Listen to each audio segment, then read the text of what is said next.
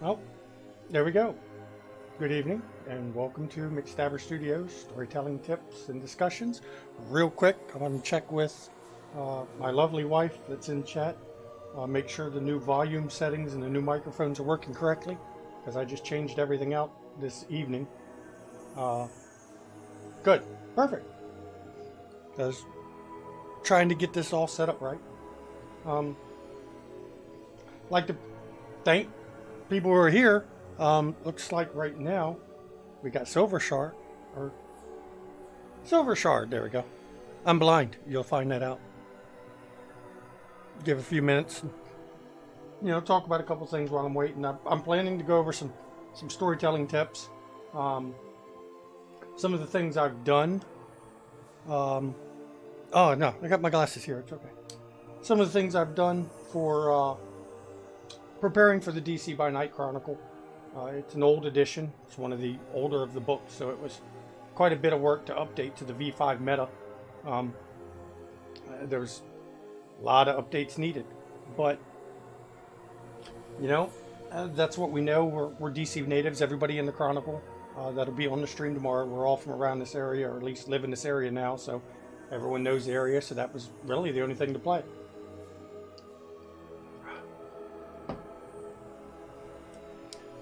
Got my cup. That's Storyteller's cup right there. Just got to rotate this around a little so it doesn't rotate. Oh well. Targaryen symbol in the cup. Lower the background. Okay, that's what I was wondering. There we go. Background is lower.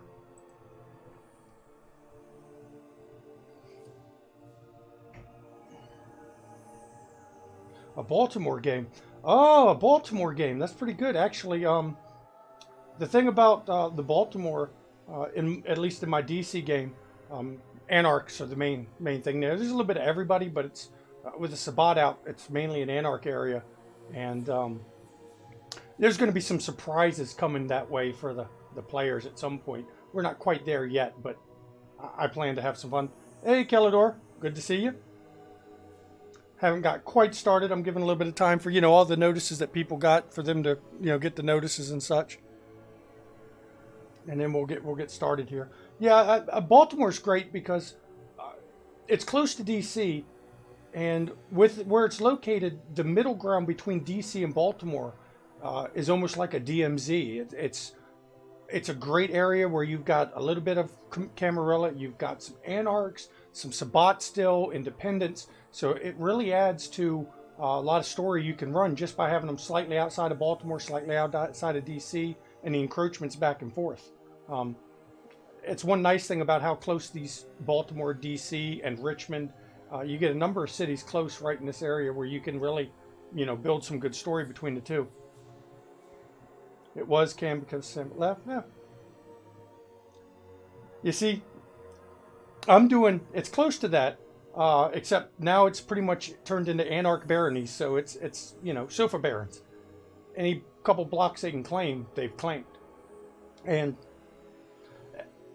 some of the reasoning on the DC by Night was related to, the Cam with Sabbat left and everything. And we're going to go into that when I talk about converting, because there was a lot to that.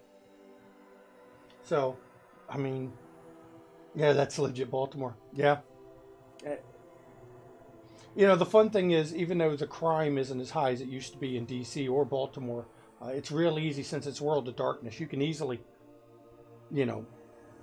heighten the amount of crime there was, and really make it, a focus for the way the vampire is. If you're doing the Baltimore, how are you handling the whole thing with the Inquisition? Because I know lore-wise, DC actually has a second Inquisition headquarters. And are you really focusing on the Inquisition, or is it, not much Inquisition, or you haven't decided yet?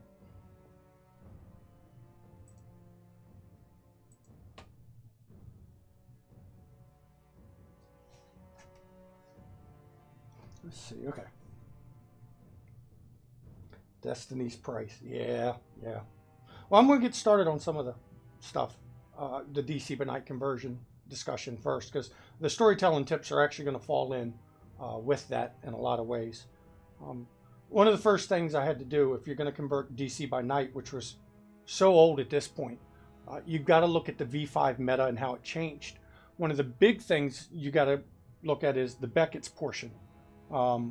So, players are agents, FBI. Oh, now see, I had to make a whole different choice with mine. The Inquisition's going, but I'll describe it in the DC. It's part of the meta changes I had to do. But for anyone who doesn't know DC, originally Vitel had a plan to gather up nukes, start World War III, so that he could hide in the bunkers and be, you know, the last one standing and be king over the kind. That was his original plan. Of course, it got him final death. At least that's what people thought. Now, Beckett's goes into it quite a bit more where he came back. And if you're going to use that route, which, you know, that's part of the overall meta, because they even talk about it, that he's starting his independent city, the first question you have to ask yourself is, you know, how did Vitel, I mean, he said he left a blood simulacrum behind. How did he really do it? And is he honest about wanting a free independent city? Now, the beauty of my DC Chronicle is I decided he was honest about it. He wanted a real independent city. But this is vampire. Nobody trusts a vampire as having good motives. So even though I claimed, you know, he was being truthful, none of the players believed it. They thought he was just playing another game, which is perfect because that's the whole point of the vampire. So I looked at that and I was like, okay, if he's telling the truth, then what other changes on the meta would go with it? And for him, did he change by dying? That was one of the big ones. I mean, he claims he did, but is he really a different person? Now, I took it the way of, yes, he did. I mean, he narrowly... In mine, I like a more supernatural focused game. So in mine, he did somewhat experience a final death. But his way of escaping it was he went through basically into the Skinlands, the realm of the Wraith. And he managed to get out through a cairn that is located in Rock Creek Park, because if you've read the DC by Night book, there are lupine and they have a cairn, so I figured he was going to come through a cairn. Hey, Jaded! And I was like, well, that's a great story, because then we can have the whole thing about, will the lupines let him do it again? And, you know, some alliances. So I was like, okay, so he died, and in death, he decided he was going to be someone different. He was going to change. He was finally free of the jihad, and that's what he wanted to bring to the game, or to the city. But then by the V5 meta, you have to look at it. Would the Camarilla allow Vitel to hold a city? You know, you really have to try to think in terms of the meta and where the Camarilla would go in this. It's the nation's capital. DC. Vitel made him look like a fool because he fooled everyone to thinking he was Ventru. Then they think they killed him. Then he comes back and gets Theo Bell and Beckett to help him retake his city. The Camarilla wouldn't stand for it. So obviously you have to think about how are they going to get it back. And that's where the Chronicle name came from. That was why I went with Vengeance Waits, because it was all about the Camarilla playing a long game. So once I got past the Vitel portion of the meta, I went through the whole book. And I read through each of the characters that were original, SPCs that were originally in DC. And you have to weigh each one against the meta. For the best example was the Tremere. In the Beckett's diary, it mentions Octagon House held, which was the Tremere Chantry in DC. It never fell. But the Tremere records were lost. So, if the records were lost, Tremere wouldn't have let that happen easily. So the very first person I decided was dead was Dorfman, the previous Pontifex. Killed him off. Because he would have died fighting. And I did similarly with a number of characters. The Setites were almost, or the leader of the Setites, she was wiped out, Ravana, in my timeline. Jacques, he survived. I left most of the Anarchs intact, though I did get rid of, I left Velvet, Emilio, and Bjorn and got rid of the rest. Because the fighting would have taken a toll on them in particular. The Gangrel, I only got rid of one, and I don't remember his name, but I have my handy book here. I did get rid of one of the gangrel because I didn't feel, honestly, he really contributed to the game. Or to the new story, I should say. Because he didn't have anything special. Now, Art's a favorite. We'd never get rid of him. Joseph Fuller, which is the one who thought he acted like a set-type gangrel. And while interesting, no. So I got that far, and I'm like, okay, well, what about the Second Inquisition? Now, this is DC. If anyone's been to DC, there's already cameras everywhere. There's already Homeland Security everywhere. Secret Service, FBI, CIA, Metro Police, Parks Police, Capitol Police. There are so many agencies there that if you make the Inquisition powerful, if you make them organized, there'll be no Kindred left inside 2 weeks. It's that simple. There's just no way you can keep Kindred alive. So I had to make the choice that the Inquisition in my game, there is one. There's a couple competent people in it, but it's mostly a disorganized group of cells that don't always have communications back and forth. They have to be worried about the data mining, data analysis, and smart programs are running. But otherwise, yeah, throw a stick, you hit an agent. Otherwise, though, if you make them anything beyond very disorganized, you're going to wipe your players out too quick. So, and to go with that, one of the first things you have to do is you have to talk to your players. This is a storyteller tip. You have to talk to your players and talk about what kind of game they want. Because if you want to play more of a run and gun, powerful vampire and explore the not quite murder hobo, but explore the more violent aspects of being a vampire, DC, even with a weakened Second Inquisition's not the place to do it. It's just, you'd have to go and pick a new city because it's just too much chance of death. Thankfully, my characters, are more, they like the more political intrigue, the mystery, the paranoia, those kind of things that go on. We get some fighting in because you got to have some fighting, but DC fits the players that I'm playing with, that's very important. You've got to, make sure it works. And there may be cases you may find players that their play style just doesn't work for you as a storyteller. And if that's the case, you need to be upfront from the beginning, because otherwise you're not going to have a good time as a storyteller. They're not going to enjoy the story you're telling. And then in the end, it doesn't work. So, that's an important part of it. Now, this is going to be one of the hardest parts to do for a storyteller, and that is converting the characters from old editions to new editions. The stats don't line up anymore. There's skills that don't match up. The disciplines are a pain. Now, a lot of them do line up. Strength, that's an easy carryover. Dex, easy carryover. Charisma, oh, that's an easy carryover. Stamina, easy carryover. Now, composure, they didn't have composure and resolve originally. I did it the easy way. I looked at the willpower of the older edition, and that gave me an idea of how many dots they had, because of the new formulas, composure plus resolve equals willpower. And I'd either half it and apply half on each, or if the character's description seemed like they'd be more composed than resolved, I'd bump 1 or 2 dots either direction.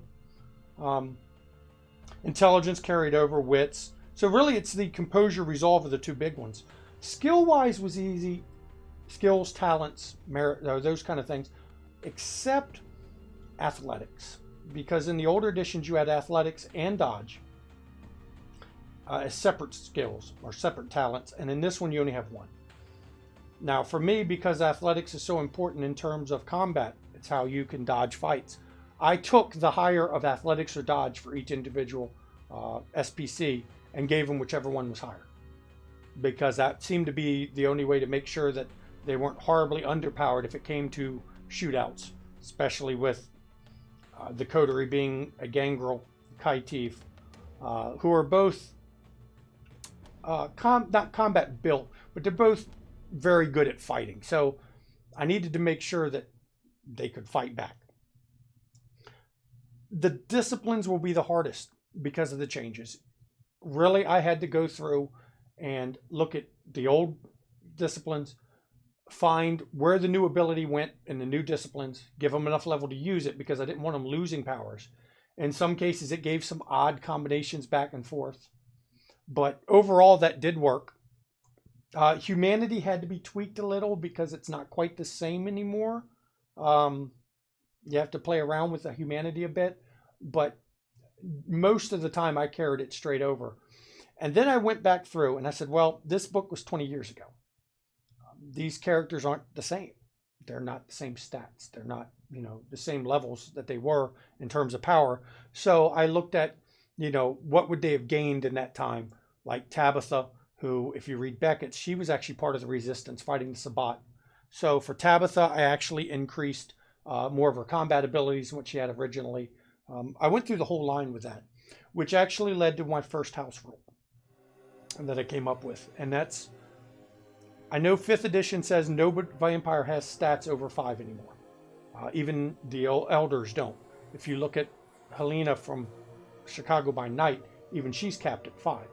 While I understand the concept behind it, it makes vampires that old steak bait. Sure, they got a lot of powers, but they're not even remotely threatening anymore. So I did have to modify and keep up the higher than 5 attributes on some of the, like Vitel.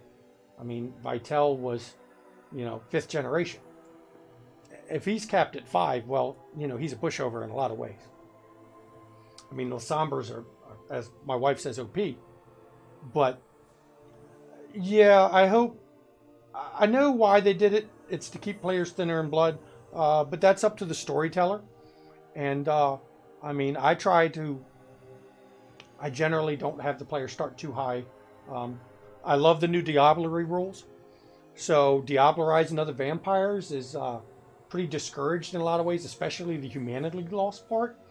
So I think it's going to keep I'm going to run around and eat everybody like a giant Slurpee to get my power up. It keeps that to a minimum so far. Will it work long term? Maybe. Maybe not. Hopefully they tweak it in some ways because you've taken a lot of the fear. Part of our DC by Night game has a Methuselah under DC, Sybil, who is the sire of Vitel was. And if she's not got over 5 stats, she was born before Christ. So she is that old as a vampire. Her stats capped at 5, she's nothing. They catch her alone 4-on-1. Aside from her Lasombre powers to escape, there's not going to end well. It makes it too easy for large groups to hit them. And so that was my very first house rule to come up with. Followed by, of course, combat. I give everyone a choice. You can fight strength melee, strength brawl, dex melee, or dex brawl. Because I like the distinction between a brute force fighter or someone who's a finesse fighter that uses more of, their agility, their speed. Bruce Lee was not a brute force fighter. He was all finesse, skill, speed. But you get somebody huge, Mike Tyson wasn't skill, speed. He was just brute force. So I like to have the distinction in the two, which was my second house rule. And as a storyteller, don't be afraid to house rule. We've house ruled a couple during the game because I'll talk to the players, and if they interpret the rules a different way and the table agrees that it's, should be a certain way, I'll go with it. As long as it's not too far out of line, because it's about having fun. It's about the story. It's enjoying what you're doing. So don't be afraid of changing what you've got, change the story to fit you, change the rules a little bit to fit you. We don't use the advanced combat rules, except for we've added the grappling because of Locke, our ganger who specialized grappling. So we got to make sure we have the good grappling rules in there. But other than that, go with it. And now we're going to get to the first big storyteller tip. I know if you're a first-time storyteller, it's daunting about how do you go about, preparing for a game and knowing what you're doing. I am personally an improvisational storyteller. I don't do a whole lot of prep once I converted it beforehand because I'm very good at thinking on my feet and keeping the story going and reacting to what the players, but not everyone can do that. So the first thing I started doing, it was actually part of my conversion. was I went through DC and looked at major locations the players may visit. You know, Elysium, Purgatory, anywhere that, you know, the players might hear about, might want to go to, you know, something story related that you need to be able to quickly have an idea what's going on. So what I did, and you can put the link, I used Mr. Gaughan's sheets. Relin will put the link in here. I modified one of Mr. Gaughan's sheets. And what I did was took his Storyteller quick reference sheet. Okay? And for this one, I like the layout of it, and it worked for me. So you set up on the title the location, okay? And that's going to be where basically you write Purgatory or Elysium, the Jefferson Memorial, just major locations. If it was Chicago, Succubus Club, I can't remember the other one, Club 24 or something like that. I haven't memorized my Chicago by Night book yet. But you take these kinds of places and you write down specifically that location, okay? And then you put some details about it. Where's it located? You'll see, you know, over here, I've got themes for it, things that may happen, things that could come up. I list common kindred that may show up, or humans that could show up. These are just things that you don't use them every time somebody visits, but you have a list of who you know frequents there on hand. So if someone says we're going to Purgatory, you pull your sheet out and you're like, okay, cool. These are the people you'll normally find here. These are the storylines that may go on here. These are the hooks. These are the people in play. These are what's important to what's going on, because these things, you know, you're going to need to know quickly. Especially even if you've prepared ahead of time, the players will come up with places, you know, that you haven't thought of. And if you need to, make generic ones. I could make one just like it for a random bar. Don't even give it a name on it. Or give it a name that if somebody says, well, what bar is nearby? You look at your sheet and say, there's the name. You know? And boom, you've got already set scenes. Just make some. Make a couple of them. And they're just locations you can grab off your stack at any point, at any time. And it really, you know, from a player's perspective, it makes it seem like, you know, the world is alive because you've got at least a reference. You know who would be in the place. You know what might happen. You know, as you'll see on mine, hipsters coming into Purgatory. Now, Purgatory is a biker bar. Yep, O'Malley's. It's in the Coteries domain. But what's funny about, like, Purgatory, it's an old biker bar in DuPont. Well, hipsters coming into it, that's a thing that could happen. You know, they're wandering around. That's the wrong bar to be in. You know, actually, it's the wrong bar to be in if you're not an anarch or a biker. Locke the Gangrel, she could go in there pretty well. Nosferatu were well liked. Lily the Toreador, being a Toreador who generally leaned Camarilla, she wasn't well received. Oh yes, that's the link that Relin posted. It was meant for something else. And even though it was meant for something else, Mr. Gaughan has some amazing resources. I cannot speak highly enough about his character sheets on his site and some of the reference sheets and storyteller sheets and SPC sheets. It's amazing stuff. So take those and make some locations. You can just put bar and have a name or not. Hip hop club, country music or country western bar. You know, those, you put it in there. You know, these are things that you may need at just random points. Hotel, just a random hotel. That way you have pre-made scenes that have no real purpose, but if you need them or the characters come in, boom, you got it. And it's right there. It's helped me a lot because I took a 20-year break from all RPGs. It helped me get right back into what, you know, I knew how to do. I'd done it before. It helped me get right back into it. And, you know, it was really useful. I still have a stack of them for various places, Elysium. I also use them for planned events, not just random sheets, because sometimes, you know, you've got planned scenes and you want to lay them out. And some people use index cards. I just like a nice printed out common format. And I'll pull up one here. This was, Lily will recognize it too. This was opening night at the Succubus Club. You know, and this was when she opened her club. This was, you know, an important night for her character. And it was an important night for everyone. So I put opening night. And I put down things that could happen, may happen. The razor bit did happen. That did come up. Some of it I didn't use. I don't have my sheet handy to reference, but I'm pretty sure that we did not have, I think one of the Nosferatu did not show up, but generally I used a lot of it. And it was really useful because I made a whole list of things that if the play slowed down or it felt like it wasn't going anywhere while at the table, I could look at my sheet and go, okay, well, I've got this pre-planned for the opening. So-and-so can show up, and I can bring them in order. I can bring them out of order. You'll even notice, I noted Vitel shows up first. And then Cassandra the Malkavian, who Cassie is a child personality that never is around if a powerful vampire shows up. She always reverts to the Cassandra, which is pretty hilarious in a lot of ways. Art Morgan.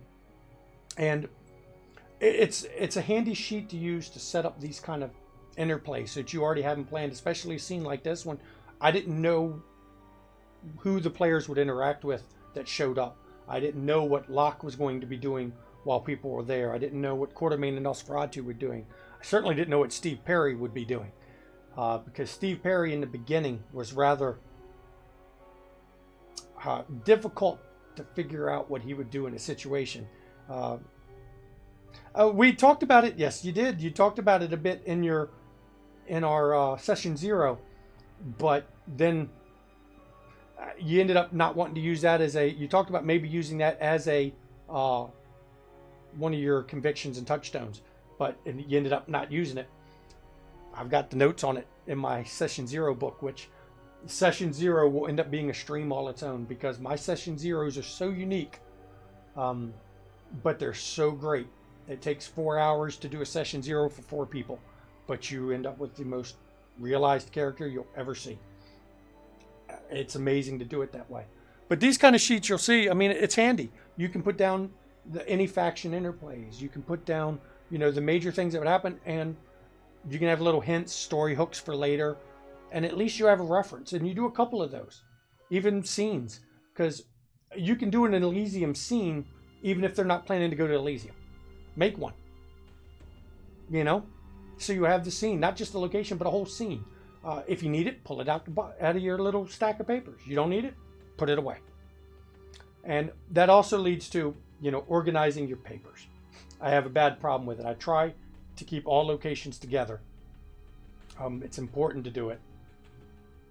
I've done that Calidora relationship chart for scenes, NPCs, locations. I find for the NPCs, they're a little useful, but it quickly, for NPCs, it quickly goes well beyond it. It's easier to have location scenes and event scenes and to link between them. I'm pretty good at freeforming the way we do things, so I don't do a lot of the relationship maps for scenes. The players have one hell of a relationship map, and I'll probably have it displayed during the break tomorrow because they actually have 2, their relationship map and the Coteries relationship map with other kindred in DC. We have 2 whiteboards set up just for that purpose. So they do both, and it helps to do both for them. I could see where a relationship chart for scenes and locations, but I generally use the location sheets to do it.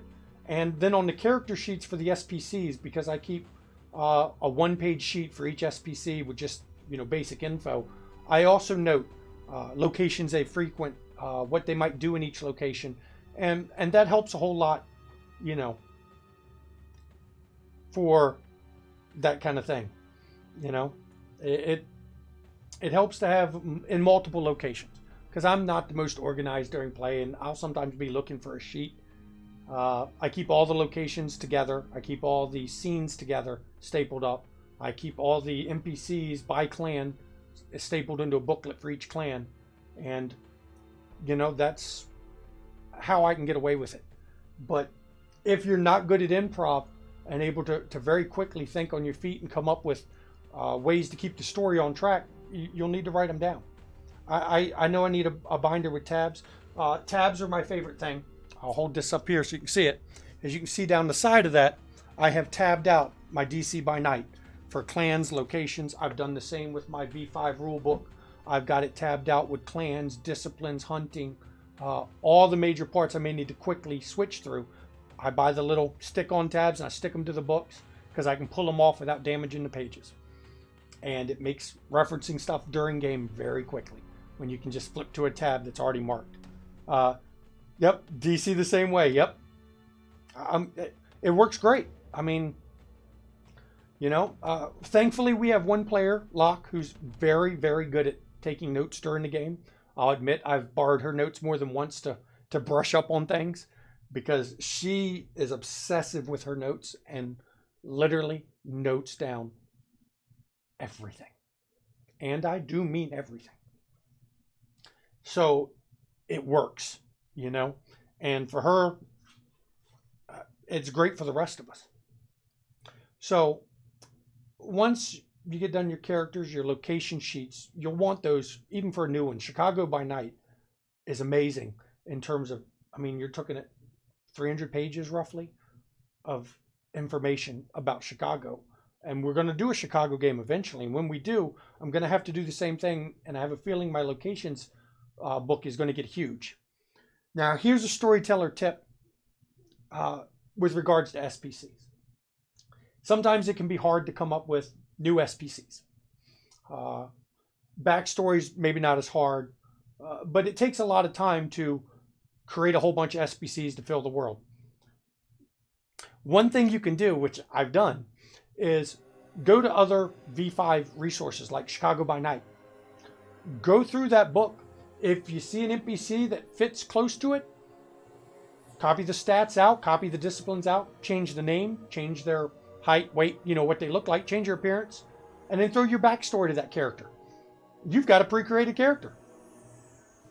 You know, literally, you have a pre-created character. Just take them from other V5 resources.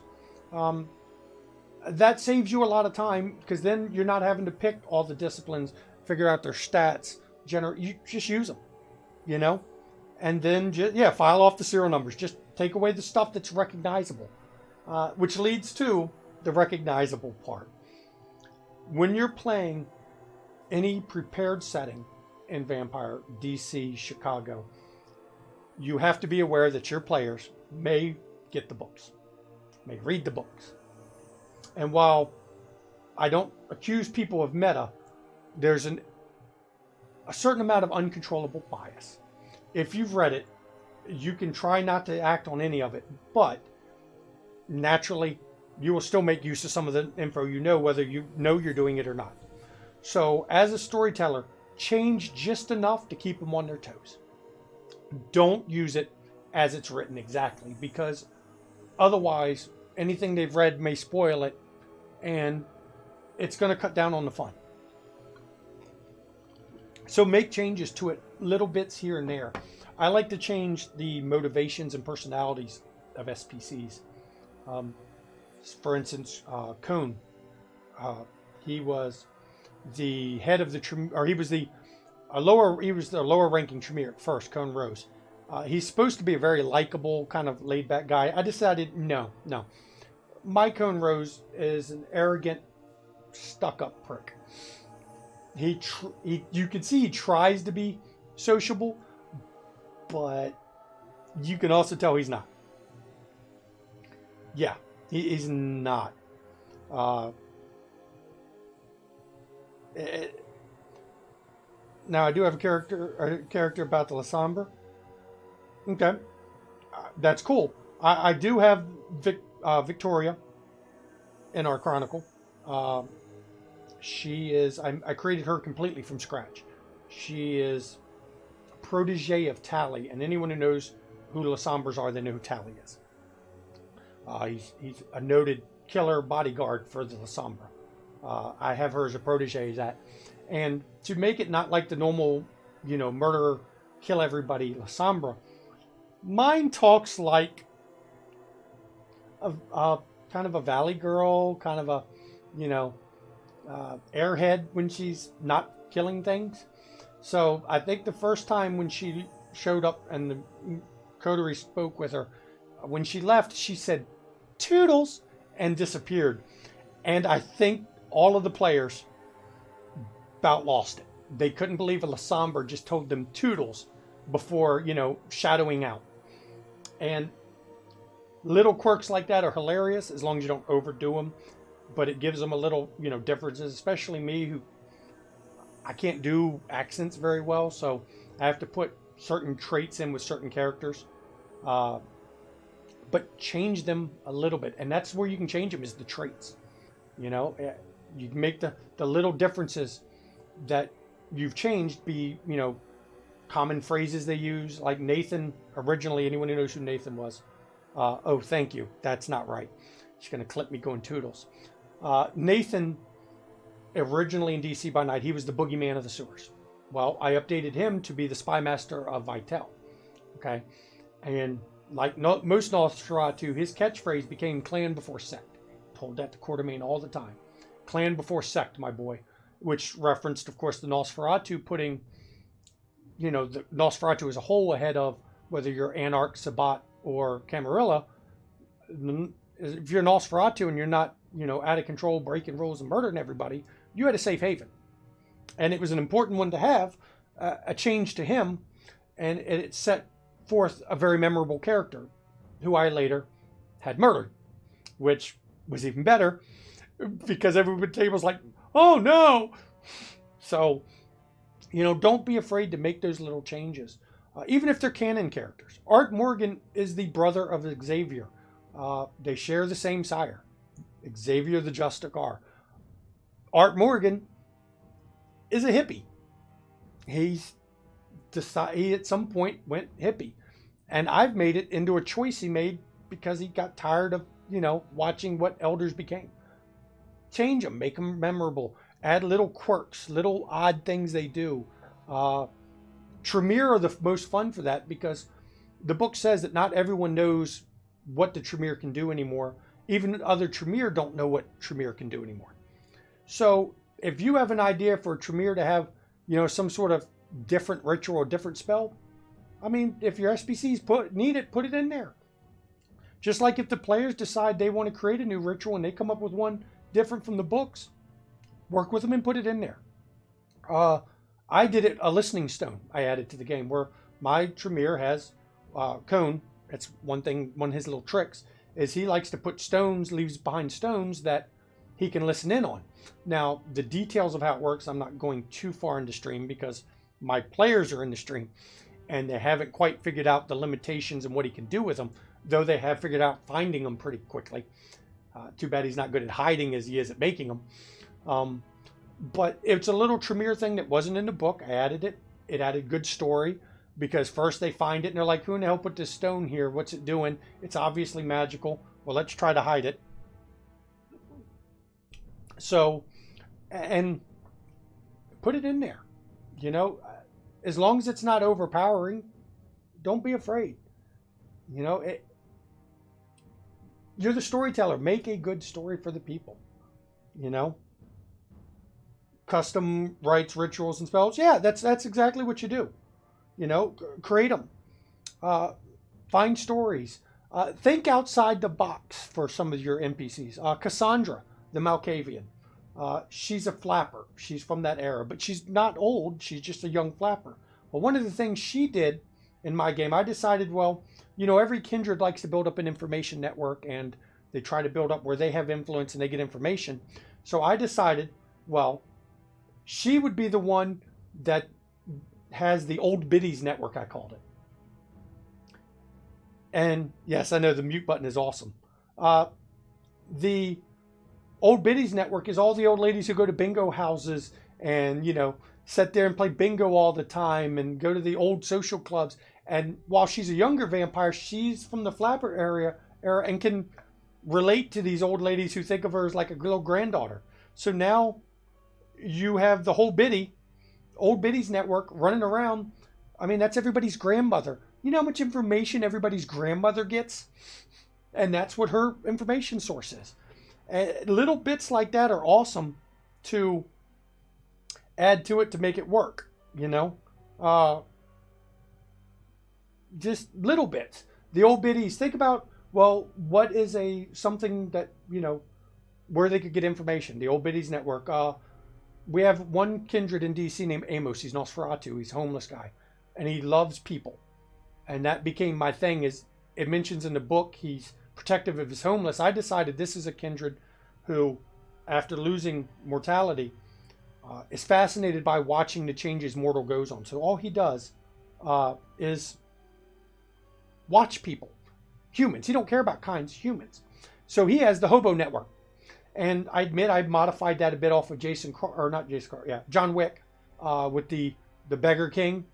But this is what Amos does, is he's got his hobo network that's out there, the homeless that are begging for change on the corner. Most of them talk to him and give him the info. So Amos knows what mortals are doing, don't know much about the kind, but if it's stuff the homeless would see, he knows. And that makes him a good, source of information. And you look at each of them that way. George Lawrence, one of the Nosferatu, he has, the animalism and of a Nosferatu. So what I did with him was he is in charge of part of the Rat Patrol. And that is the Gangrel Tabitha. It is, of course, George. And it's actually a vampire or a lupine from the Bone Gnawers clan that lives in Rock Creek Park. They're the rest of it. And those three run all the Rat Patrol and all the... Nobody's dealt with the Dog Patrol yet. But there is a wild dog patrol he uses. I know lupines normally don't work with kindred, but because of the way I put Vitel coming through a Karn, and if you read DC by Night, it says that there was agreements in place between the Nosferatu, the Gangrel, and the lupine. They're allies in a lot of ways, which allowed me to put Black Spiral Dancers in DC that are opposed to them to add that level of story where... the lupine want help from the vampires to help them deal with Black Spiral Dancers on the down low. And, of course, the vampires want the lupine not to do what lupine do and murder them. So, it's kind of an agreement. And, those little bits, it's adding things like that to make your world seem alive. It's adding just, taking it and putting one step ahead. If there's an agreement, what is an agreement? Why would lupine have an agreement with Nosferatu and Gangrel? What would they get out of it? What would the Gangrel get out of it? So you build those interconnections. The bingo hall was awesome. And then you go from there. Now, in the beginning, if you have new players, or if they're not used to your storytelling style, they will wait for you to prompt them to do things. And that's the cases where you have to come up with things. If they don't know what to do, come up with something for them to do. A great one's a poacher, which is somebody in their domain feeding. Throw a poacher in their domain. That gets people right out of their havens quick. Got to go deal with that poacher. Because if you don't, you look weak to the other kindred. So you have to go do it if you want to keep status and standing. Even in the Anarch baronies, you don't allow poachers. So you deal with the poachers. V5 is great for thin bloods. If they don't know what to do, they seem lost, throw some thin blood action in there. Just something little, something minor. Or I did this recently. There was some interaction with Lily, with her Toreador in the club, and Locke didn't have much to do because it was a club scene, and she's a homeless, or was a homeless that's a gangrel that lives at the club, that kind of thing. And she didn't seem like she had a lot to do in the club, so I threw an incident in that she noticed while she was watching the club of somebody trying to slip roofies. A bunch of frat guys trying to slip a roofie to somebody. Gave Locke something to do in the scenario, which led to a whole thing with, informing Lily's guards, which are her chiefs or ghouls, and getting, Lily involved, and Locke and Quartermain, and Steve Perry, who's down to 5 humanity already, so he's a bit intimidating to mortals. Little things. This is World of Darkness. It's vampire. There's negative things that go on. Think of the worst things in humanity and throw them in the game. I mean, that's the way it is. Drive-bys. Yep. Drug deals. Yep. If you've got an alley cat hunter, use it. There's lots of druggies and things like that. Roll with them. If you build your session 0 right and you do it with your I always like to do session zeros together and character creations together with that. If you do it right, you end up with a coterie already bonded together. You don't have a lot of the drama of we don't know each other, we don't trust each other. You circumvent that in some ways. Now, there'll always be some drama that pops up as part of the game between the coterie mates, and there'll be drama that pops up as the characters progress. But I try to keep it at a minimum in the beginning, unless that's the kind of game you want. You know, that's a big one. Keep it down to where you want it. I think other than that, I mean, the big tips, the best tip I can give you is those location sheets and the scene sheets. Build a whole bunch of them. And then swipe NPCs from anywhere you need. I mean, use them. Change your names, change height, weight, give them a different background. They'll never recognize it. You know, it's easy to do it that way. Hello. Macabre Derek. Hello, Macabre Derek. You know, you missed a lot of what I've been talking about towards, you know, it's too bad. We can always go back, though. I'm going to pull this little quick reference, though. But, I mean, you'll see how I did that. That's good to have on there. There we go. So, I mean, it's not a long stream for tonight because I just wanted to get some tips out there to people. I get asked a lot in the B. Dave Patreon Discord, which, if you don't know about it, B. Dave Walters, who plays Victor Temple in LA by Night, he has a Patreon where if you donate $5 a month, you get access to his Discord. I mean, he's in there quite a bit. There's a lot of people in there. There's a lot of vampire roleplay they do. It's almost a constant vampire roleplay in there. But at the same time as the constant vampire roleplay, it's really some good info you can pick up in there. So if you don't know about it, get in on that. Okay.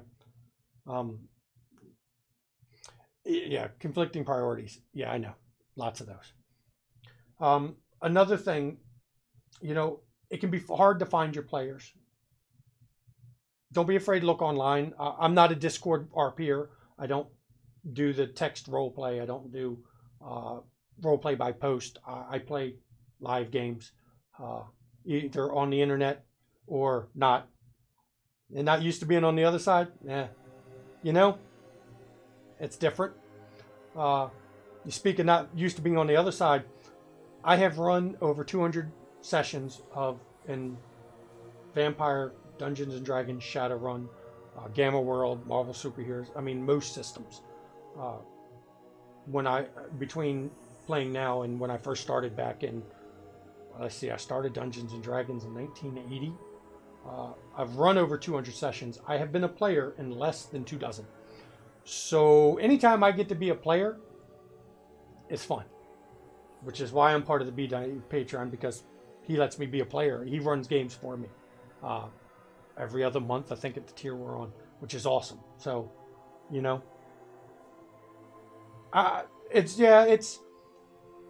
we get a lot of questions on these. I'm glad you do our VTM workshops. There seems to be a lot of people who are either hesitant to be a storyteller the first time, they're afraid to be a storyteller the first time, or they just don't know how to be a storyteller the first time. And I think as a community, it helps when storytellers help other storytellers or even players. You know, share the tips, share what you know, help out, because it expands who plays and who gets to be a storyteller. Maybe one day we'll get enough storytellers where I get to be a player all the time, you know? And that would be nice. Though I enjoy storytelling, I found I like being a player. I mean, I love being a Malkavian. As you can see, I love being a Malkavian. I got my Malkavian symbol. So, you know, it's good to share this kind of thing. Not everyone wants to play by post, but if you do it, enjoy it, have fun. If you don't enjoy it, then don't do it, and do what you enjoy. Find table games, find games that use the cameras. I know there's a lot of people that run Discord games through cameras and voice chat, and that's great. Find a group you like to play. Took the mantle of storyteller. That's it. You know, in all the years I've played, I only had one player try to take the mantle of DM back when I played Dungeons and Dragons, and he made the classic mistake of he took DM from me to run a couple adventures, which made me a player.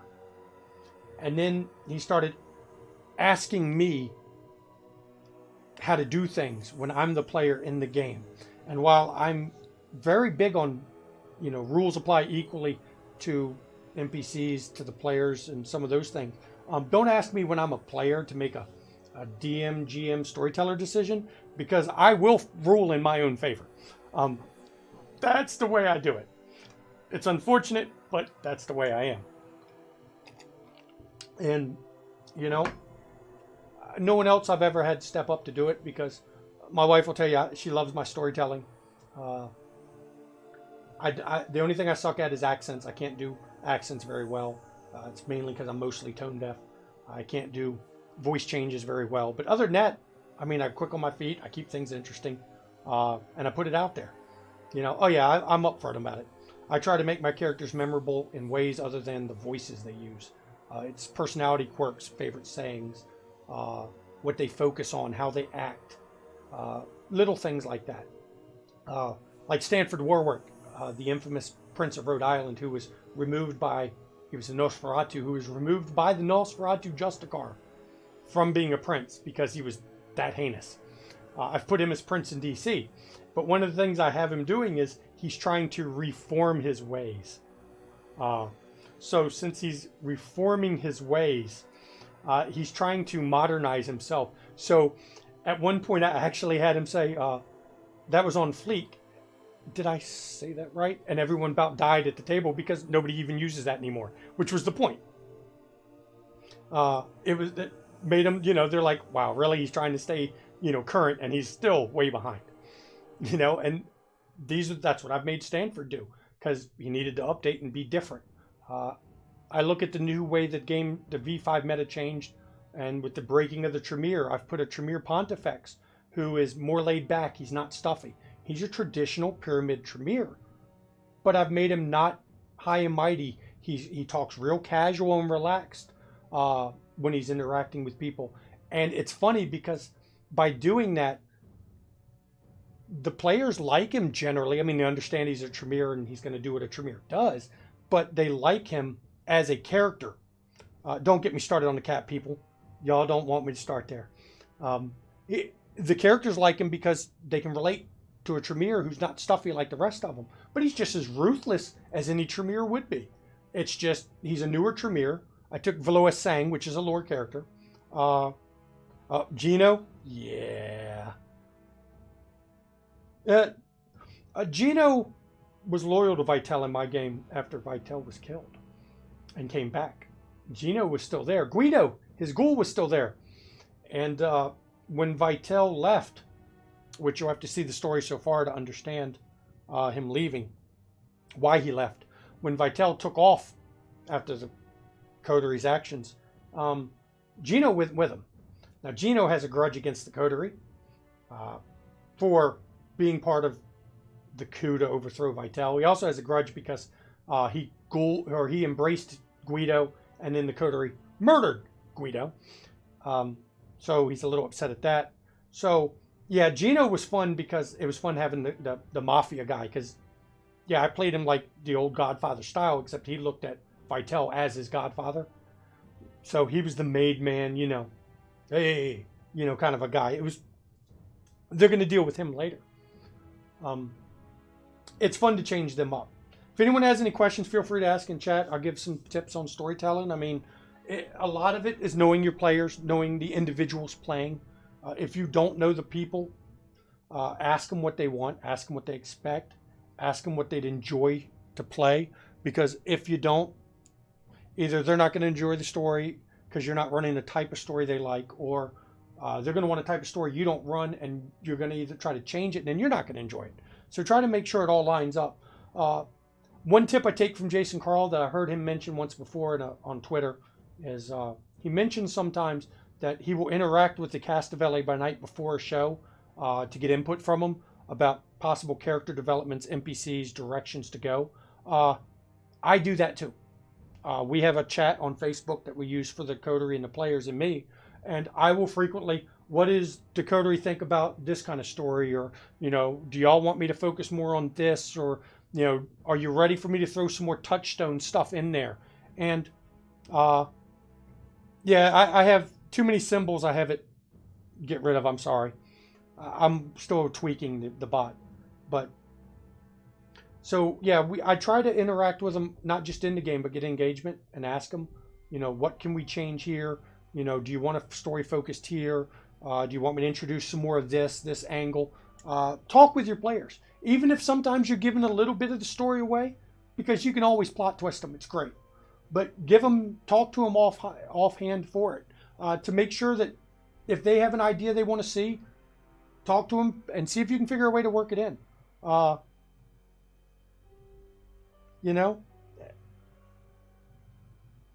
Let's see.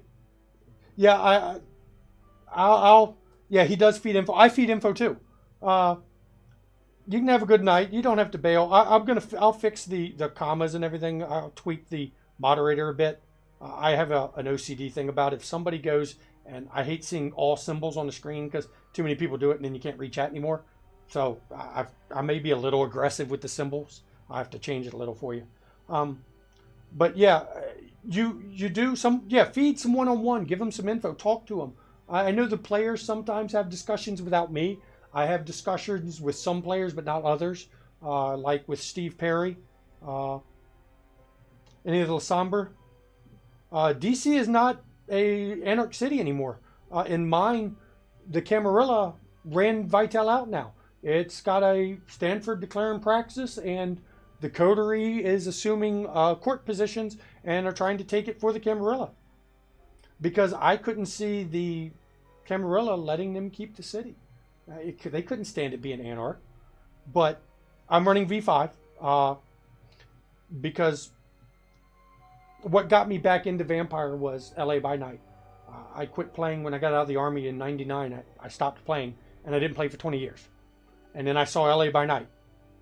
And when I saw LA by Night, I was like, wow, new version of Vampire.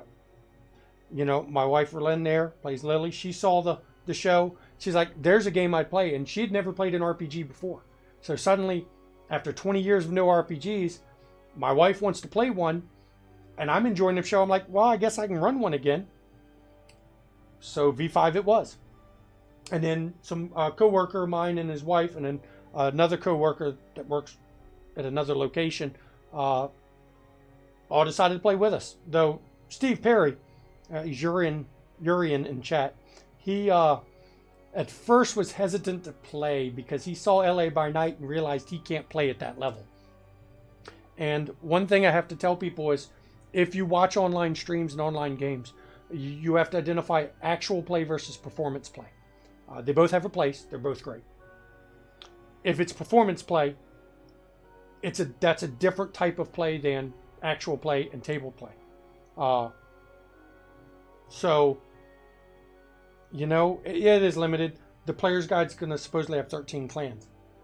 But performance play is amazing. LA by Night, I love it. Watch every episode as it airs. Even if it keeps me up till 3 in the morning when I have to be up at 7 some days. Don't care. But actual play is a different style of game. And it's just as enjoyable to watch. With actual play, you get a little more table talk. You get less polished players. You get less, of finely tuned like Jason Carl does, where they're not scripted because he doesn't script them. But there's a lot more planned out parts of that. And, I enjoy the actual play because of that difference, So it adds to it. And that's why we're doing an actual play stream. And that'll start tomorrow too, where you're going to hear table talk. You're going to hear out of character stuff. You're going to hear inappropriate jokes. It'll be just like you and your friends are playing, but you're just watching us play. And there's a place for that, just like everything else. Some of my favorite ones I watch right now, like Near Dark. They do actual play, but they do Near Dark Studios. You can follow them on Twitch. They do Vampire Monday nights. Near Dark Studios does an actual play, but they do a performance actual play in a lot of ways because they have their stream set up like a set. They have their stream set up to do, with their costumes and their lighting. It's an actual play that they put a lot more performance into the actual play. But then you can watch some of the other actual plays. Blood on the Thames, I think, was one of them. They do, more of a traditional actual play. Gehenna Gaming did a one-on-one just the other night. You can follow them on Twitch, by the way, Gehenna Gaming. They did a one-on-one vampire session. One of the stories they wrote as a one-on-one, to teach new players, and they did that on Twitch. And that was fun to watch, even if it is one-on-one and it's not, actors. It's not, people doing it. Yeah, I'm glad you love it. That's the thing, is the hard part with Vampire, and Urian can answer that. The hard part with Vampire is getting people to play it. And some people who remember it from the 90s when it first came out, and remember it from the early 2000s when a certain stigma was attached to it because of, some things people did and how they acted. And a lot of times, if you can get people past that, they'll enjoy it. They will have fun.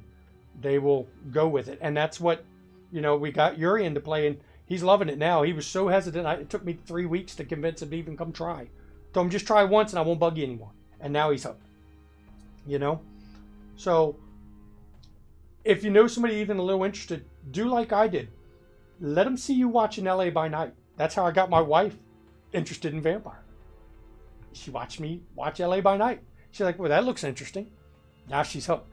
Have them watch people playing the actual plays, and Near Dark or Gehenna or Blood on the Thames, Roll for It. All those groups do games that you can let them see, and when you let them see it, you'll find people that haven't tried the game before get interested in it. Especially now that, when I grew up, being a tabletop gamer was, not mainstream. We were the outcast, but now it's really come forward a lot, and it's become popular enough that there's a lot of people that are interested that never were interested before, and get them in on it. Clever Polar Bear, right now I'm still trying to figure out. I've already got a couple people I've talked to about being guest players in our games. I'm still trying to figure out the mechanics of it, because unlike a lot of the actual play streams that use one camera for a side of the table, I'm running a 5-camera setup. 5 cameras, 5 microphones, and adding somebody into that with, Roll20, it doesn't let you access multiple cameras without lots of accounts. Skype, the overhead on running that many accounts to get all the cameras separate, it gets difficult. So I'm still trying to figure it out, because Kelador right there, I've got a whole plan with one of his characters, one of his Nosferatus, about how he can be a guest player for a session or two and get involved, but I haven't figured out my mechanics of how I'm going to make it work. I have an idea, and it's going to take camera number 6 to do it. Yes, I'm going to need 6 cameras to do it, to add somebody. But, I enjoy it. It's fun. I've always wanted to stream, so I'm doing it. We're going to have fun. And yes, so many cameras. Oh, at some point I'll post up some new pictures of the cameras and mic setups, because, and the way the room is set up and laid out with everything, it's insane. I mean, I've got 2 mixers, 5 mics now. I've got, was using lavaliers before, and I've switched over because I didn't want the fabric rustle and stuff. I mean, I put a lot of effort in setting it up, and I enjoy it, and I want to share the game. We've had so much fun playing Vampire, and I hope everyone will enjoy it too. If there's any other questions, we can go, or it's midnight my time, East Coast. I'd love to see everybody watching tomorrow. He has audio effects. See, that's awesome. Red Moog role playing. I might have to check that one out because the audio effects mixed ins are great. I did that at first. When we were just playing with no cameras, using ambient mixer, but I found it was difficult to constantly switch that and work the audio levels when the players are constantly surprising me with where they're going or what they're doing. My players, the reason why I have to improvise so much is I can plan things out all I want, but they come up with just random stuff I didn't anticipate. So I tried the ambient mixer. I just couldn't keep ahead. Couldn't keep up with them. So I quit trying. Yes, you kill my ideas all the time. You also kill the other Brujah in town and make them explode because Steve Perry can't make a bomb. Big storytelling tip right there. Use the succeed at a cost system. Use it. It is a great system. If they fail by one success, give them a succeed at a cost. Ask them sometimes what they think the cost should be. Other times, do it yourself. In our case, we had our Kai Thief try to make a bomb, and he failed by one success. So I told him I'd let him succeed, but the cost would be he doesn't know how big it's going to end up until he detonates it. He's like, fine, hopefully it'll be big enough to at least kill the Bruja. Yeah, so it might not work as expected. So what I did was I decided, okay, it's a 3-meter explosion plus 2 10-sided dice. That'll be how many meters? So anywhere from a 9-foot to whatever. I then proceeded to wait till they went to detonate it, and I rolled my 2 10-sided dice, and I got 10-10. So it went from a 3-meter explosion to a 23-meter explosion. So it went to a 70-foot round explosion. That wasn't what I expected as Storyteller, or they expected, but it was awesome because it blew Alexis into tiny little pieces and turned a Bruja into chunks of undead salsa. Just everywhere. Use them. Throw them in there. The succeed with a cost is great. It lets you add those little complications to the story. I'm a firm believer in I don't deliberately set the players up to fail. Don't set them up to die. But there's consequences for actions, and I don't pull punches. The best examples from a game a long time ago, 20 years ago. We had a player who played a Bruja. Classic. Calador knows all about these. The classic Chicago. The whole Loden, Morden, the whhole thing. Modius, I think it was his name. It's been a long time. The very initial scenario involved a party with the prince, where you're going to meet with the party. Well, this Bruja decided, he was reading the Bruja in the book that said the rebel. He decided he's going to play the rebel. So the first thing he did at the party was sneak down, rig the power for the house to cut out, and then cut the power out and started screaming, "Rise up, my brethren, and overthrow this prince."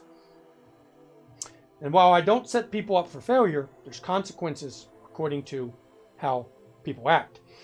And then brand new neonate Bruja screaming that at the prince's parties after cutting the power out of his mansion, there's only one end result, and that end result is exactly what you think. He had to make a new character that night because there's, I play the characters like they are. I don't pull punches. You have consequences if you do stupid things or don't play right. Yep, 50 followers. Thank you. And we haven't even had our first actual play stream, so I'm proud of that. I love, the support I've gotten from Vampire community. So if there's any other questions, we can, let's see. Chicago by Night. Any advice for new storytellers? The big thing, I did it in the beginning. You'll want to rewatch towards the very beginning. Use the Mr. Gaughan's storyteller sheets that he's created. I've got one in front of me I can reference. He calls them, storyteller quick reference on Mr. Gaughan's site. I'm sure my wife can put the link back in the chat here. Use those to build locations. You'll see a whole discussion on it at the beginning of my stream. Talk quite a bit about the discussions. The discussions are important, are the location pages, because the location pages allow you to pre-make a bunch of areas that players may show up in. So I would suggest you watch the beginning of the stream because I don't want to repeat that whole part of it, but it's one of my best tips for a new storyteller is to build these kind of location sheets and scene sheets, even if you don't have that scene or location playing to send the players there. That way, if they surprise you and want to go to a bar or want to go to a museum or a hotel, you have pre-made location sheets that list possible scenarios, possible vampires that could be there, possible kindred. So you just, boom, pull out your sheet and go, okay, you can go to O'Malley's Pub, which we did in our coterie, or our chronicle, I think first session, we did it. Went straight to O'Malley's Pub, so I had to have a pub, an idea. Bartender names, things that could happen in the pub, things that could go on. And the other thing is watch your players. Ask them what they want to play, of course, what kind of game. But watch them, and if the story stalls, throw something in there just to move it a little bit. And it doesn't have to be main story related. If they're in a bar, throw a fight breaking out between two drunks at the bar, or throw, somebody throwing a drink in someone else's face. If they're walking down the street, a car accident happens in front of them. Just throw little things like that just to push it, just to move it along, to give them something to do, especially newer players and newer storytellers. Both of them have a problem with newer players don't always know what they want to do or what they should be doing or what they could be doing. And newer storytellers don't pick up on when to move the action along. So watch when someone's, looking at do something. Yeah, getting cut, there's blood. I had a player, Steve Perry, Urian here. He didn't feed, and then he tried to heal before he went and slept for the night. And he put himself at 3 hunger and then slept for the night and failed his rouse, hit 4 hunger when he woke up. Now, that's a bad sign. And I'm like, well, okay. So he's waking up. Any kind of an incident could be a problem for him. So I grabbed the 10-sided die and I'm like, okay, well, if I roll a 10, there's going to be some sort of incident where somebody's bleeding before he can go hunt. And I rolled a 10. I'm like, well, okay, so let's do this. One of the guards was moving some boxes, moving in all the supplies and helping restock some stuff, and he got cut.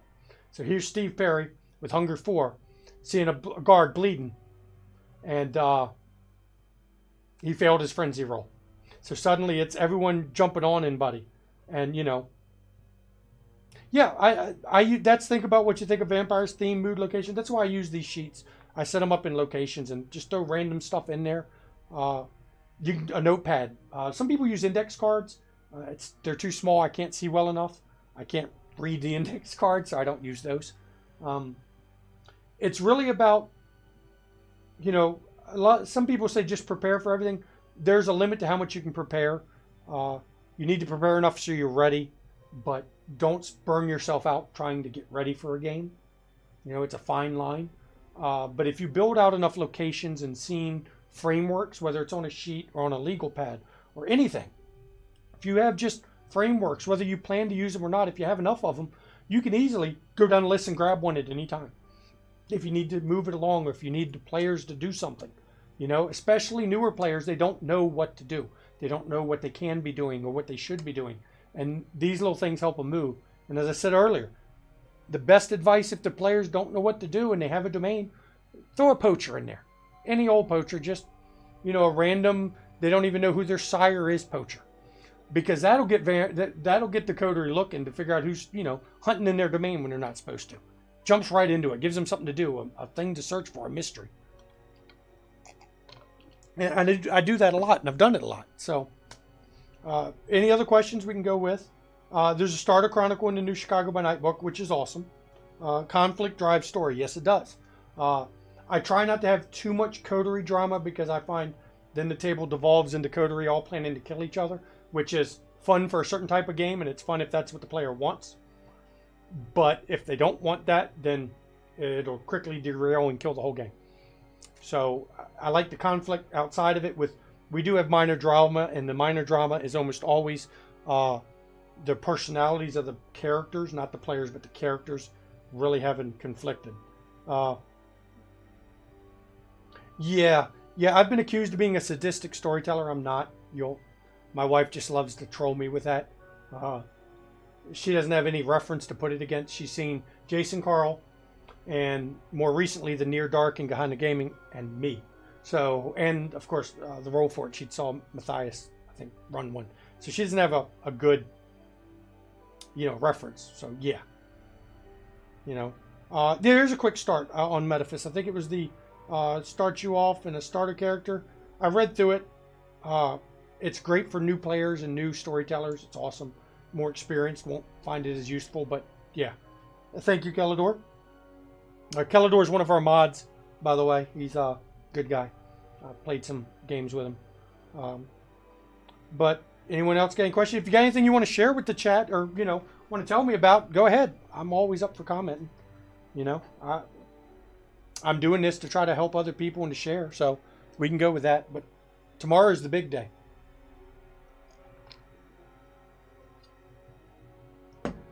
No clue.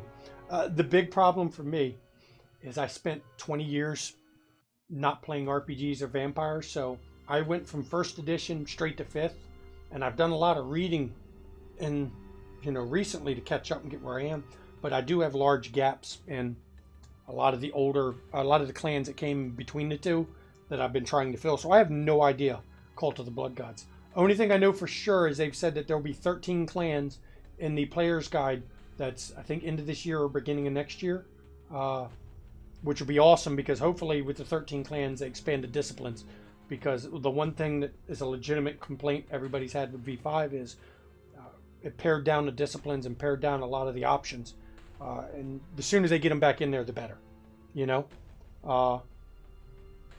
It's an important part of that. The more they add, blood sorcery, a lot of them are just, it needs to add a lot more to it.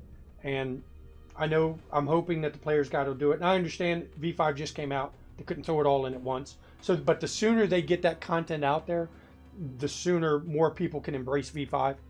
Because there's people who never play V5 and that's their choice. And it's fine if they enjoy the older versions, play it. But there is a content loss here that it takes time to put back in, but it needs to be back in. It really does need to be back in.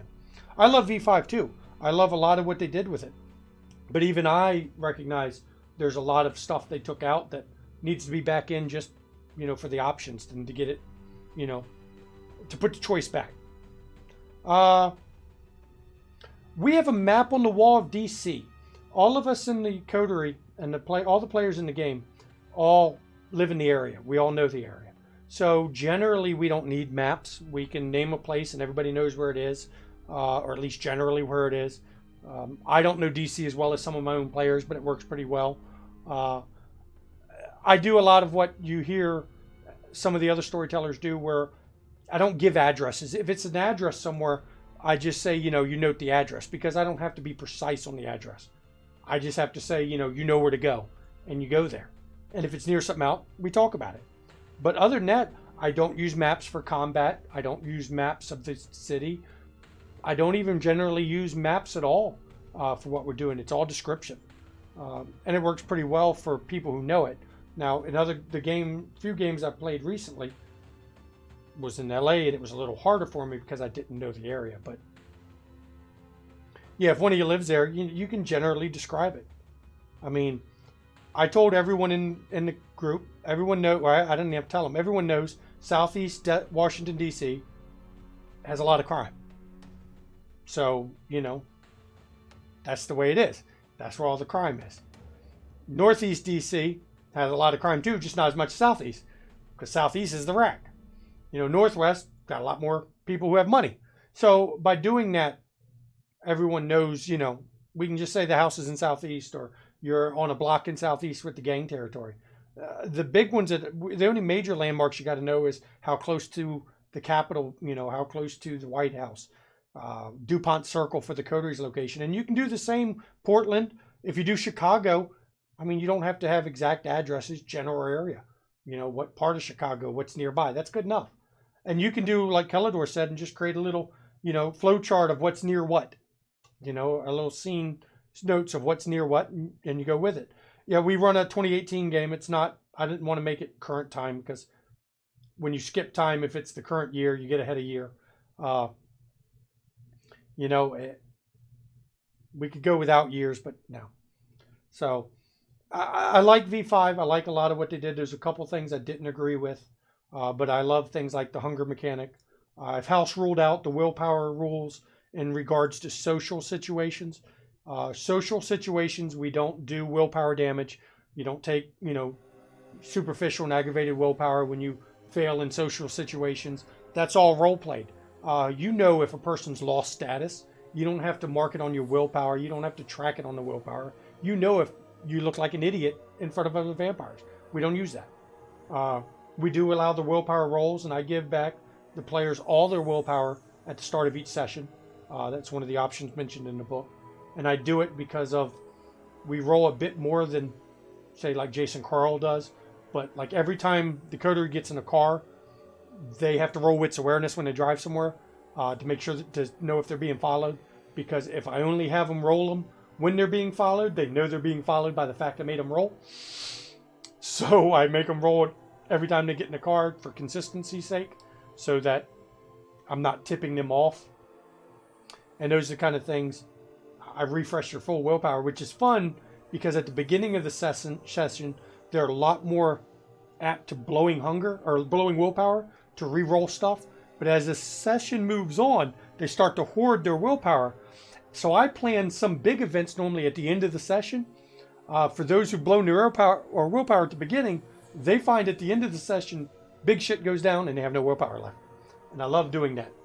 You know, you work that. Yeah, made that mistake once. Yep. The hunger, the stains of humanity is stains are rough. There's a set of stains that automatically occur by the rules. If you ghoul someone, it's a stain. One stain says it. If you, matter of fact, let me pull my screen up, and it even tells me some of the stain items, because some of them are rather important for stain wise, and you've got to keep track of that. And I know convictions work with it, and that's some discussions I've had with people. You blood bond a mortal, that's 1. Embracing a mortal, 2. Touchstone damaged, you know, these kind of things. Now the rules say with humanity track and stains, if you break a chronicle tenet or do, you know, things with touchstones and damaging the mortals, you can take 1 or more stains for breaking a chronicle tenet. Now, the chronicle tenets can, if they're worded depending on what they've picked, may make it easy for them to murder people. I highly suggested, and the coterie, or the players accepted, never kill the innocent, because it makes them think about what they're doing. And the book says if you're using tenets like that, you can use your convictions to lessen a stain. It doesn't say get rid of it, lessen.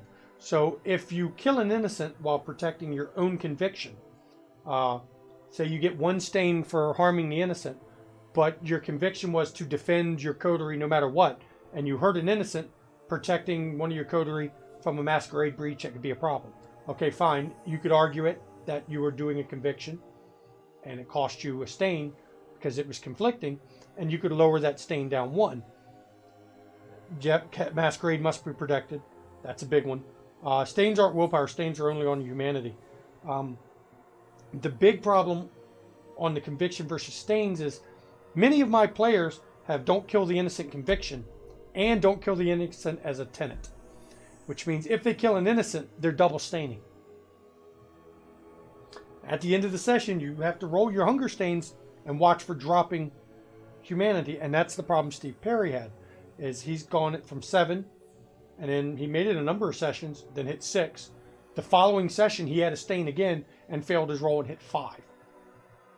So, really, the stains are breaking the conviction, or the tenets. You break your tenets, you get a stain. Breaking convictions can cause stains.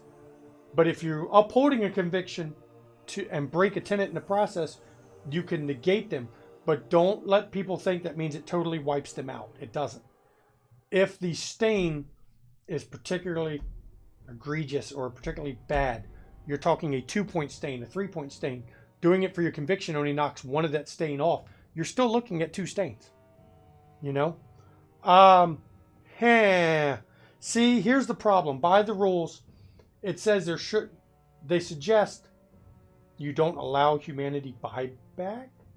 It should be acting against your kindred. Now, why I agree with that in theory, as a storyteller trying to find ways they could act against their kindred interest to help humans, to gain humanity, when you're playing a vampire game, seems counterproductive. When the character's like, I'm not doing vampire stuff for a while so I can get humanity. I don't really see that working. So the book says 10 times your humanity. What I decided to do was to allow them to buy back humanity at 5 times your current level, up to humanity 5. You cannot buy back humanity above humanity 5. No, up to 6. Sorry, up to 6. So once you hit 6, you can't ever go above 6 if you drop below 6. You can buy drop to 5, get a little back, get to 6, drop back to 5, get back to 6. And my logic is you're spending experience that would be furthering your vampiric powers, but instead of furthering them, you're just, wasting them on other things. Yeah, that's what the 6 was a fear penalty. But it lets them run that 5-6, 5-6 edge. But I have stated, if we do Chicago by Night and La Sombra and involved, I am enforcing the 10 times your current humanity to increase it. Because unless the stains are very, very, very painful, La Sombra are too overpowered in the kind of game I run.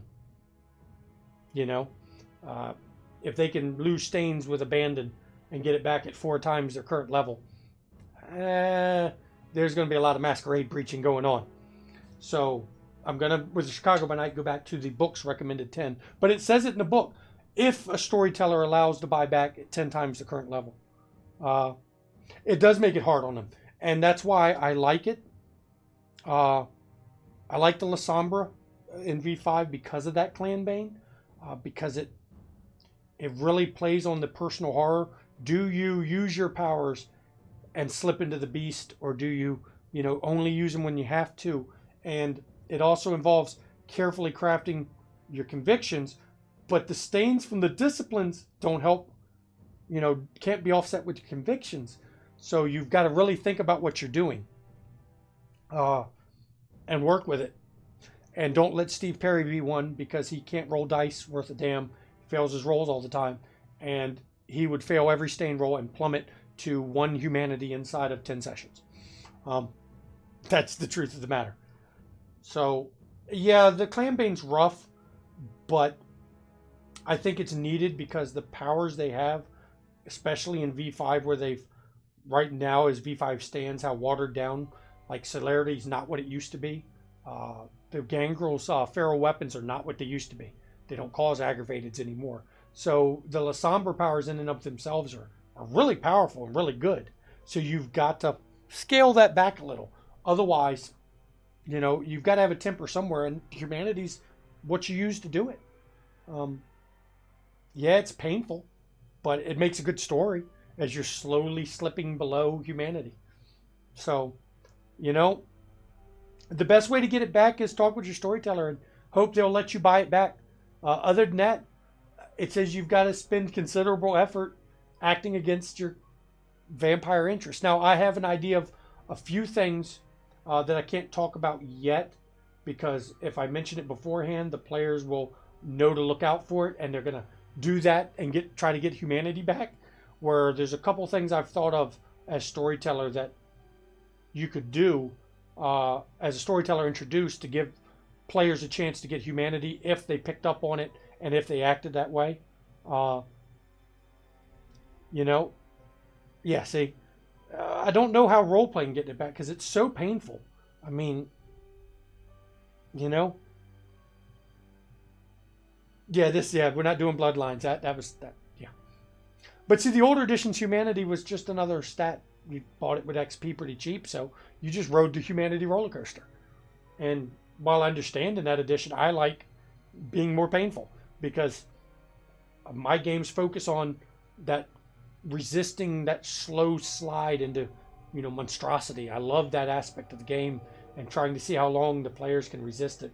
I mean, we have Quartermain, the Nosferatu, that's holding on to humanity and his blood hunger like, it was the, last cracker on a dying man kind of thing. It's amazing to watch. So, yeah, the humanity's rough, but I love it. I like the way they did it. So, talk with your storyteller and find ways that might come up with it. I know one will be coming up in the next couple sessions, and if the coterie doesn't pick up on it, I will mention it at the time that was a chance for them to gain humanity, but they missed it. So, I think that'll be great to do to them after the fact, just to let them know, hey, you missed your chance. And we'll see how that goes, So,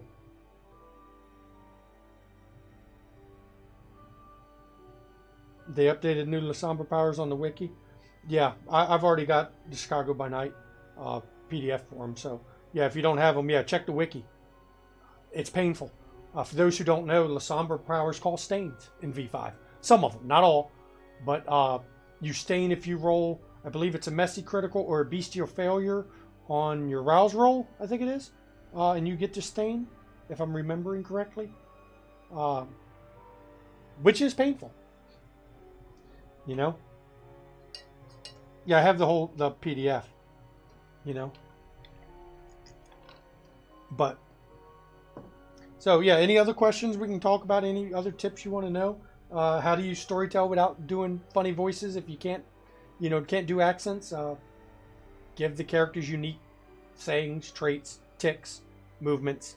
You know, just like my Ludlow when I played Dr. Samuel Ludlow.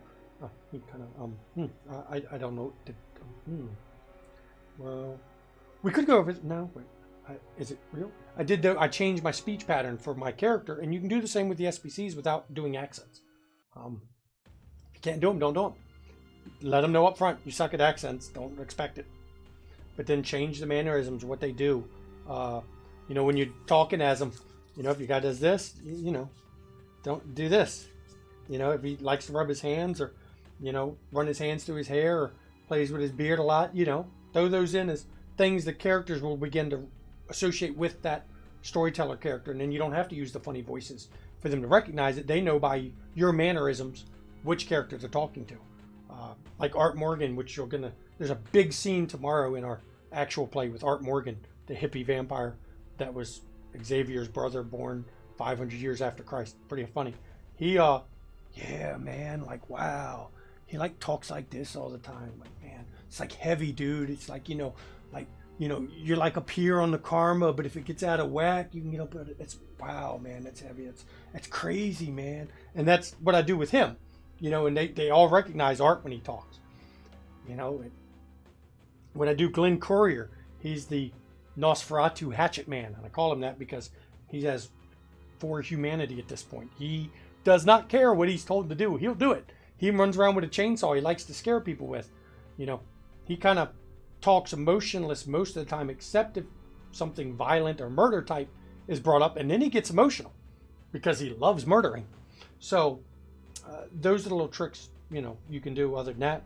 But if you have any other questions, you know, hit me with it. Otherwise, we'll sign off. And then in 13 and a half hours, we'll be streaming live actual play. First episode, Choices and Consequences, which you understand what they are, what that means when we go live. It's going to be an interesting scene.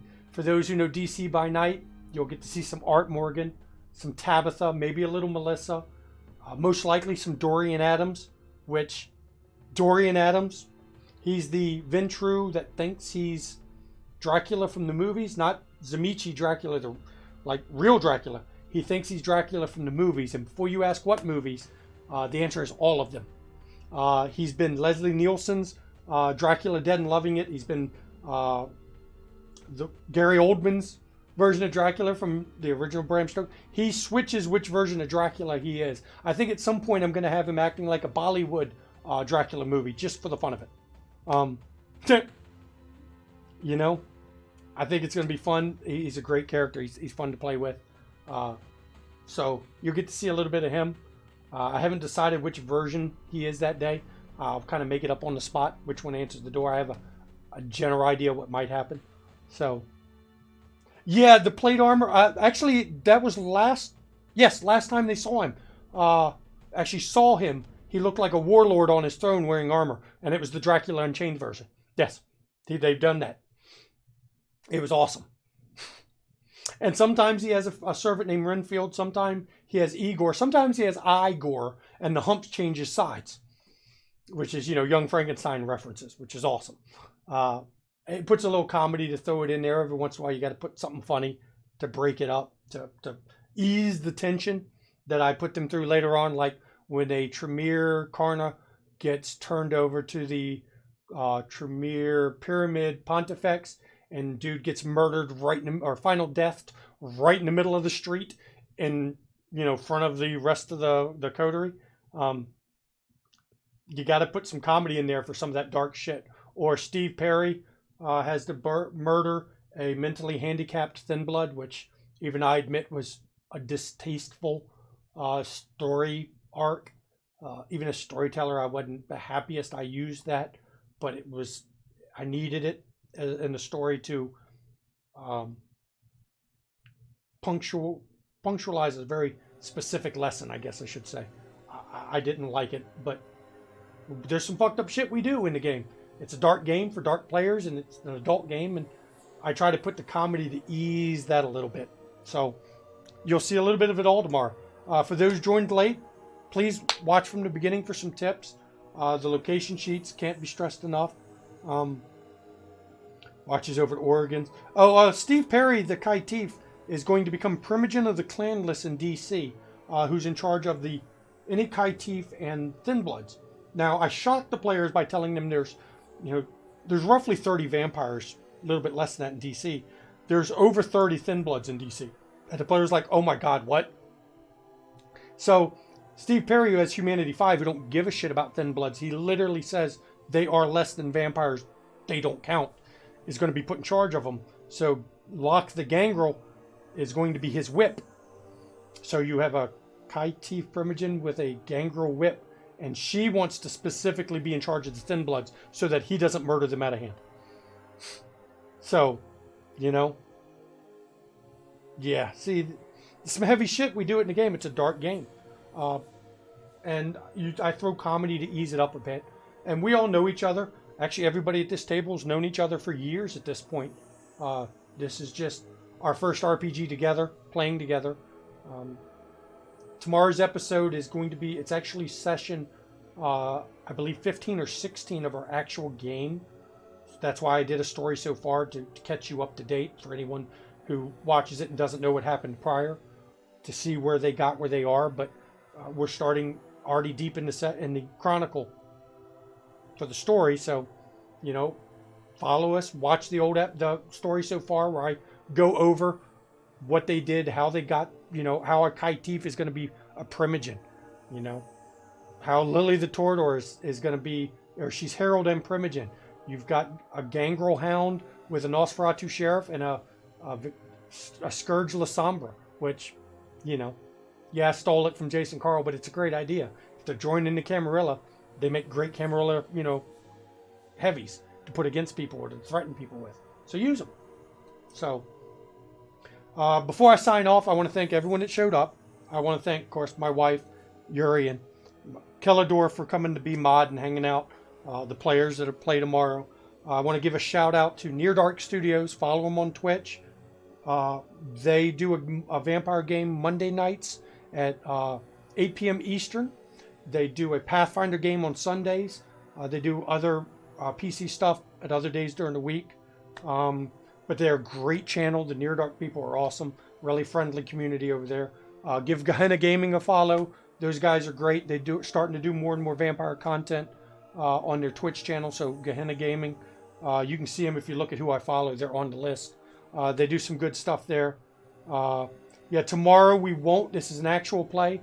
We will only be able to interact with our audience during breaks.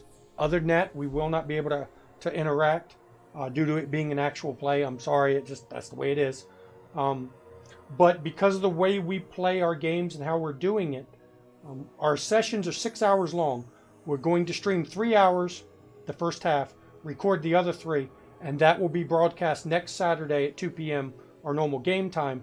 We'll be running the second half of the game that wasn't streamed, and we will be live in chat interacting with the community. So if you want to ask questions about the game while you're watching this actual play, every other week we will be in chat, able to chat and talk about exactly what we were thinking in the story, exactly what we were thinking during that, any particular scene, why things were like they are, and that way you guys will get, interaction and actually get to interact with the players about why things are and why they were done this. So, I'm happy everybody showed up, and, thank you for being there. And I'm going to sign off.